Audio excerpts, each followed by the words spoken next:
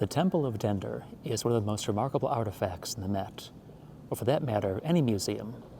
An entire Egyptian temple moved block by block from the banks of the Nile to Central Park. It came to New York in 1968 as part of a massive international campaign to save monuments threatened by the erection of the Aswan High Dam.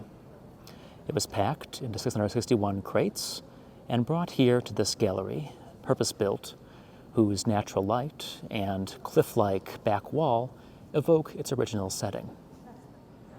Both geographically and historically, the Temple of Dendur lay on the fringes of ancient Egyptian civilization. It was built in the far south of the country, beyond the First Cataract, in what had been part of Nubia. And it was built in the reign of Augustus, centuries after the death of the last native Egyptian pharaoh. Despite being so distant and so late, it follows the conventions of Egyptian temple architecture, with a plaza in front, a monumental gateway, and a sanctuary behind. This gateway, originally brightly painted, connected the temple courtyard with the broad plaza beyond, where statues of Isis, the sanctuary's principal goddess, were displayed during ceremonies. Crossing this recreation of the temple courtyard, we come to the temple itself, which, as you can see, was covered in reliefs. Here on the left, for example, we have Augustus, in the guise of a pharaoh, offering the crowns of Upper and Lower Egypt to Isis. The reliefs of the exterior, you'll notice, are in sunken relief to catch the strong Egyptian light. These column capitals are stylized after papyrus and lily blossoms.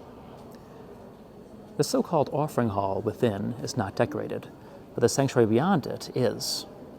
The reliefs there show Isis and two demigods, Pihor and Pedese, believed to be the sons of a local ruler who drowned in the Nile. The original wooden cult statues were lost long ago, when the structure became a church in late antiquity. The Temple of Dendur impresses us with its timelessness. It looks, more or less, as all Egyptian temples did for thousands of years. But it was also a very timely monument.